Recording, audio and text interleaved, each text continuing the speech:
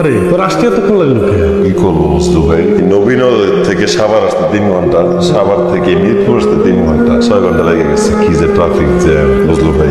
অনেক আশা নিয়ে শহরে আসছি, তুমি একটা ব্যবস্থা করে দিও ভাই। শোনা রে, এই শহরে কেউ কারো ব্যবস্থা করে দেন, যার যার ব্যবস্থা তার তার করে নেওয়া লাগে। আমার এই নিজের চলে যা দেখছি, বহুত মানুষ আছে পকেট ভরা নিয়ে আইসে টাকা গিয়েছে খালি পকেট, আবার খালি পকেটের টাইসে পকেট ভরে নিয়ে গেছে। এটাই নিয়তির খেলা, কারণ আল্লাহ আসল করে আর বাকি তোমার চেষ্টা। বুঝলো ভাই, পকেট ভরতে চাই না, পরিবারের পাশে থাকতে চাই, পড়ালেখাটা ঠিক মতো করতে চাই, আর যদি সম্ভব হয় এবারে বিশেষ পরীক্ষাটা দিতে চাই। তোর নিয়ত ভালো আছে, কারণ বিসিএস টিসিএস যাই দিস যা, আগে আত্মুখ দিয়ে আয়, তারপরে বিসিএস হিসেবে যা।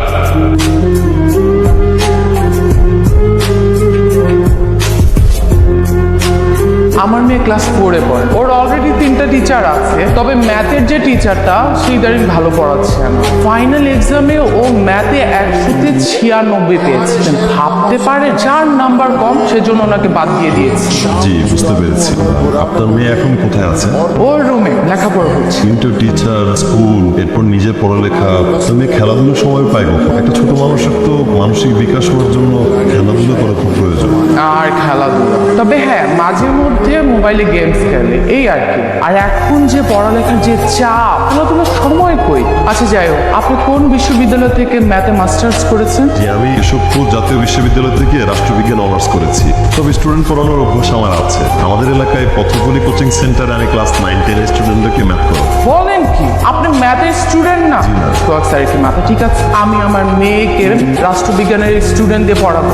আমার মেয়ের জন্য ম্যাথের টিচার দরকার, কোনো রাষ্ট্রবিজ্ঞানের স্টুডেন্ট দিয়ে আমি আমার মেয়েকে পড়াবো না। আপনি প্লিজ আসতে পারেন। কিন্তু ম্যাম, আমি তো 4th গ্রেডের ম্যাথ করাতে পারবো। আপনি প্লিজ আসেন, আমি সোহাগ স্যারের সাথে কথা বলে নিব।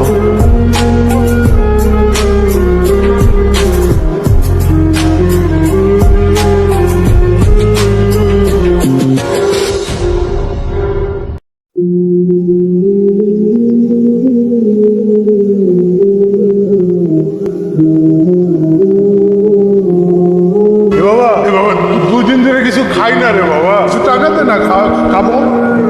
আচ্ছা, আমিও না খাওয়া। আচ্ছা, এই 50 টাকাই আছে। চলুন দুজনে মিলে কিছু খাই। আমি আর মানে কি অদ্ভুত না, নিজের কাছে টাকা নাই অথচ অন্য আরেকটা মানুষকে নিয়ে যাচ্ছে খাওয়ানোর জন্য। খুবই অবাক হলাম। চল যাই। কি রে, একটু হতাশা মনে হচ্ছে। বুঝলো ভাই, কি হতাশ না আর কি করবো, টিউশনিও পাইতেছি না, পাইলে নিজের যোগ্য প্রমাণ করতে পারতেছি। স্বাভাবিক না, যে স্বভাবে ছাত্রতে শিক্ষক বেশি, এই সমস্যা তো নেই। আচ্ছা তাহলে তুই কি করবি, দেশে চলে যাবি? হ্যাঁ তাহলে যা। আমাদের লাগে কোনো চিন্তা করিস না। আর একটা কথা মনে রাখিস, খালাম আকার যত্ন ঢেকে রাখুন না কেন, সূর্যের আলো দেখা যায়, তুই একদিন সূর্যের আলো জ্বালাবি। মা, তোমার শরীরটা তো ভালো না, তুমি ঘরে গিয়ে বিশ্রাম করো। তোমার কথা আমার সবসময় মনে থাকবে। বাজান রে, এই যে মায়ের মন কয়, তুই অনেক বড় রে বাবা, অনেক বড় রে। মাই ঠিক কইছে ভাইজান, তোমার এখানে অনেক বড় মামলা, যাতে আমগো গ্রামের সবাই কয় দেখ গবরে পদ্ম ফুটছে।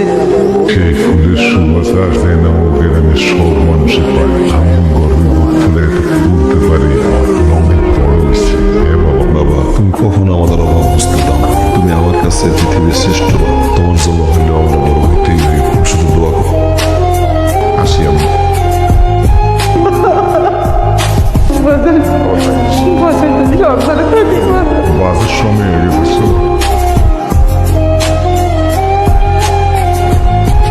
কানতেছো কেন বাবা? পুরো সারা তো জীবনে কোনো থাকি নাই রে বাবা, আমি সেই জন্য কাঁদতেছি তুই বড় রেগি নেয়ার লেগে বড় শহরে যাইতেছিস। আমি কি পারবো বাবা? কেন পারবি না? অবশ্যই পারবি। এটা কথা মনে রাখবি, তুই যেখানেই থাকিস না কেন বাপের ছায়া তোর সাথেই থাকবি। ভয় লাগে। ভয়ের কিছু নেই। আমি সারাটা জীবন মানুষের জমি নিয়ে বর্গা করে খাইছি, কোনদিন লেখাপড়া শিখিনি। তোর দাদাও চাষবাস করে সংসার চালাইছে। তুই আজ বড় শহরে যাইতেছিস, বড় ডিগ্রি নিতে। কোনো ভয় পাবি না বাবা, যত ভয় পাবি পিছিয়ে যাবি, সাহস করবি, আগায় যাবি। বাবা, তুমি আমার সাথে বাস স্ট্যান্ডে যাও না, আমার খারাপ লাগে। তুমি আমার এই হেরিয়ে বিদায় দাও।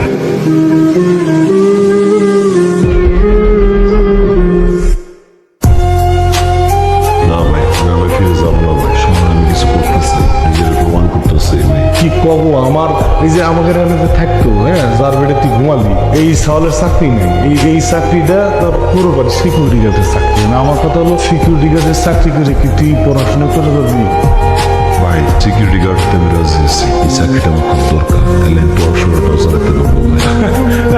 তাহলে তো হয়েছে, দুই ভাই মিলে 22,000 টাকা পাবো, বোনাস তো আছে। হ্যাঁ, তাহলে তুই পড়াশোনা করবো, টাকা পয়সা কোনো সমস্যা হবে না। পোশাক আশাক দেয়, সাইজ না মিললেও পোশাক আশাকের টাকা লাগে না। করতে রাজি আছি। আচ্ছা তাহলে তো চাকরি ফাইনাল। আসসালামু আলাইকুম। ওয়ালাইকুম আসসালাম। আপনাকে পরশু আমার কলেজের সামনে দেখেছিলাম না? আপনি পড়াশোনাও করেন নাকি? জি ম্যাডাম। ও, কোন সাবজেক্ট? নাম আমি ওই বাংলা কলেজের রাষ্ট্রবিজ্ঞানে মাস্টার্স। ও আচ্ছা, আপনাকে যেখানে দেখেছিলাম আমিও ওই কলেজ থেকে শিক্ষার্থী, বাংলা দ্বিতীয় বর্ষের ছাত্র। ম্যাডাম তাহলে তো খুবই ভালো। আমি আপনার কলেজের জুনিয়র, আমাকে ম্যাডাম বলতে হবে না। আমার নাম তিথি, আমাকে নাম ধরে ডাকবেন, ঠিক আছে? আপনার নাম কি? ম্যাডাম আমার নাম শফিক, শফিক কিবরিয়া। আসসালামু আলাইকুম। আপনাকে না বলেছি আমাকে ম্যাডাম বলবেন না, আমাকে তিথি বলে ডাকবেন। জি তিথি ম্যাডাম, কি বলবেন বলেন? তিথি ম্যাডাম না, তিথি। জি তিথি, কি বলবেন বলেন? আমার ছোট বোনটা ক্লাস 9-এ পড়ে, ওর জন্য টিচার খুঁজছিলাম।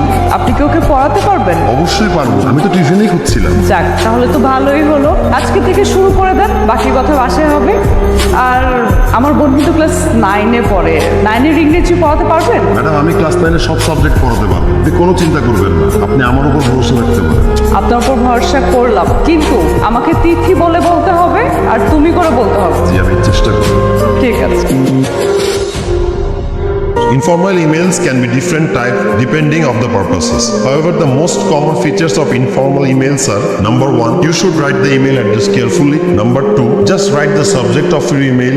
স্যার, আপনি তো খুব সুন্দর ইংরেজি পড়েন। তোমার বুঝতে অসুবিধা হচ্ছে না তো? না স্যার, আমি বুঝতে পারছি। আচ্ছা স্যার, একটা কথা শুনবেন। আমার আপু না ইংরেজিতে খুব দুর্বল, আপুকে একটু ইংরেজি পড়াবেন। আচ্ছা তুমি এখন পড়ো, তোমার আপনারটা পরে দেবো। একটু পড়ান স্যার প্লিজ। আপু আসুক। কি কম পাকনামি হচ্ছে না? ও তো অনেক দুষ্ট, আপনাকে নিশ্চয়ই অনেক বিরক্ত হচ্ছে। জি না, আমাকে বিরক্ত করছে না। Thank you. So, informal email. Informal emails are mostly used in social communication, like communicating with friends.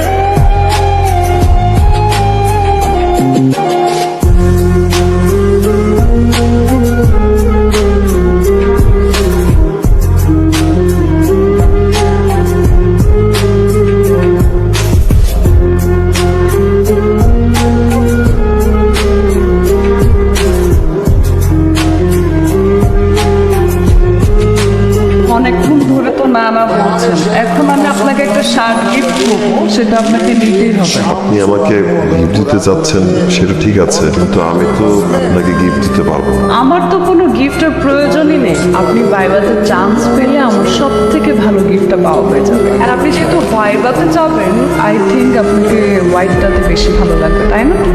ও, আপনাকে একটা কথা বলার ছিল। জি বলেন। না থাক, এখন না বলি। যে কথাটা বলার জন্য 1.5 বছর যাবত অপেক্ষা করেছি, সেটা পরেই বলি।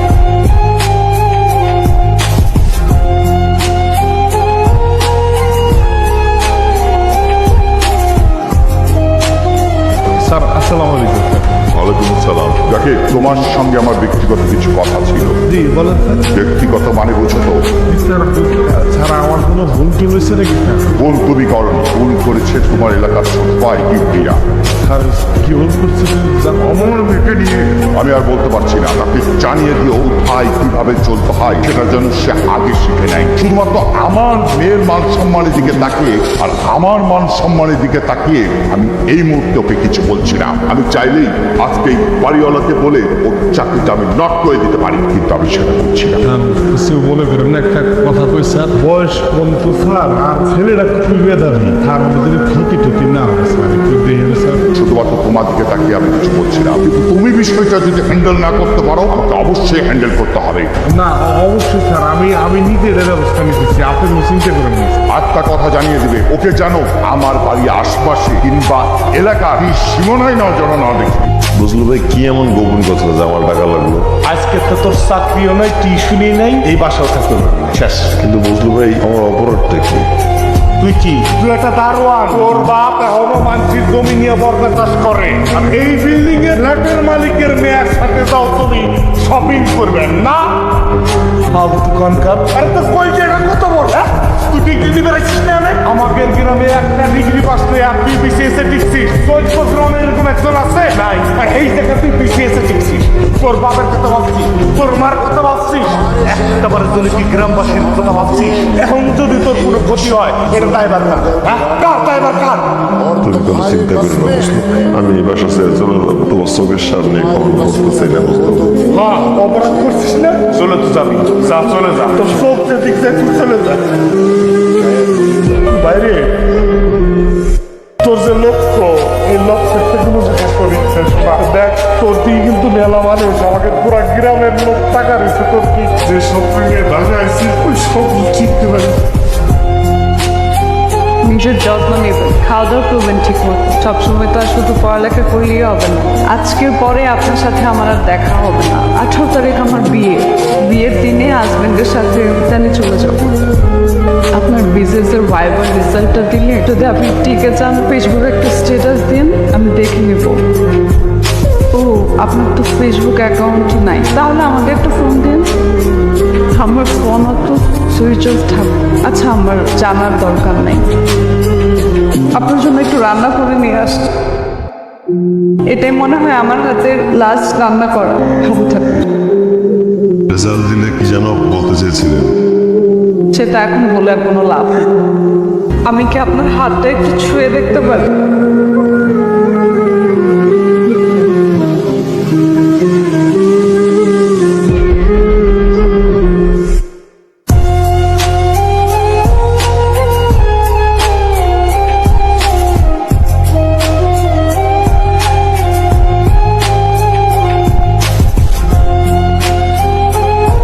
হ্যালো, সালাম আব্বা। বাবার একটু মহান না, তুই জলদি করে দিয়ে।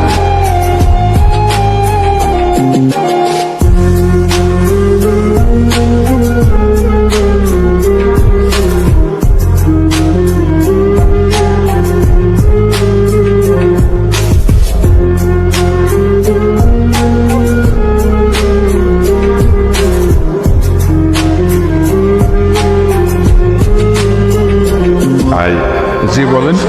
আজকে তো বিসিএস এর রেজাল্ট দিয়েছিল, একটা নাম্বার কি মিলায় দেখবেন? হ্যাঁ হ্যাঁ অবশ্যই, বলেন রোল নাম্বারটা বলেন।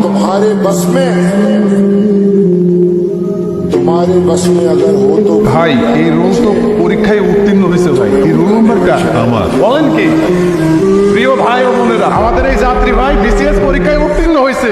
সে একজন বিসিএস ক্যাডার হয়েছে। সবাই তার জন্য করে দেন।